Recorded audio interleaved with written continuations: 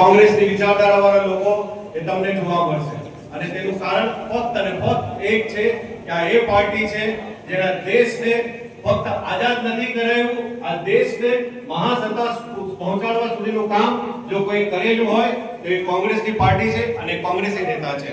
વર્તમાન સમયની અંદર અંગ્રેજોના જે ગુલામો હતા, જે અંધભક્તો હતા, એમના જ સાથી જો છે એ આજે તમારી અને અમારી ગોળ ખોદી રહ્યા છે।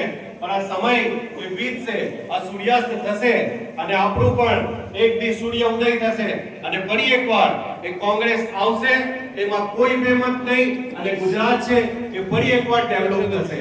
આ ભાજપની સરકારે જો તરફ ફક્ત અને ફક્ત અંધારું ભ્રષ્ટાચાર એક દીધું છે, તેની અંદર માણસાઈ નામની વસ્તુ પણ નથી।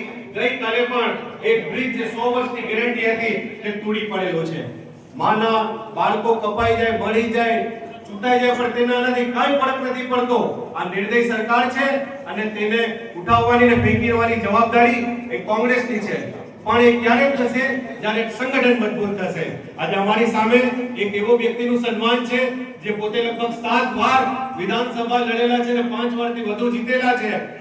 એમ કહેવામાં આવે છે કે સૌથી પછાત વિસ્તાર એ હતું, પણ જ્યારથી એ વ્યક્તિએ લીડ કરી ત્યારથી ઉના વિસ્તારને એને હંમેશા ડેવલપ કરવાનું વિચાર્યું અને વિધાનસભાની અંદર હંમેશા હિન્દુ, મુસ્લિમ, શીખ, ઈસાઈ ગમે તે હોય તેની વાત કરવામાં હંમેશા એ અગ્રેસર રહેતા હોય તો એ પૂંજાભાઈ વંશ છે।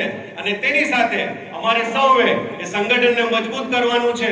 અમે એક હશું ત્યારે ગમે તેવી તાકાત હોય, ગમે તેવી ચરમપંથી સરકાર હોય તેને અમે પહોંચી વળશું, કારણ કે છૂટા છૂટા રહેશું, વિખરાઈ જશું અને ક્યારે વેલ્યુ નહીં થાય।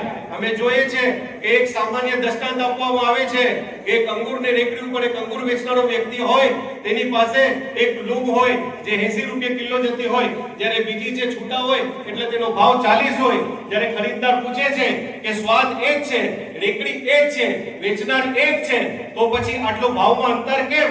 ત્યારે એક રેકડી ઉપર એક ફેરિયો એ વાત વેચનાર અમને સૌને એક સંદેશ આપે છે કે અંગૂરનો ઝુમકો છે એ એક છે એટલે મજબૂત છે, એટલે તેનો ભાવ ઊંચો છે। તમારે ને મારો ભાવ ઊંચો રાખવો હોય તો આપણે એક થઈ અને આગળ રહેવું પડશે, સંગઠનને મજબૂત કરવું પડશે।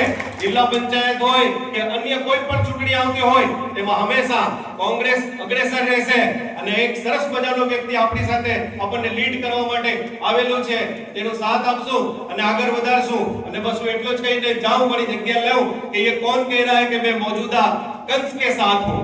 ये कौन कह रहा है कि मैं मौजूदा कंस के साथ रहूं? नहीं, मैं पूरी जिम्मेदारी के साथ कह रहा हूं, मैं पूंजाभाई वंश के साथ हूं। जय हिंद।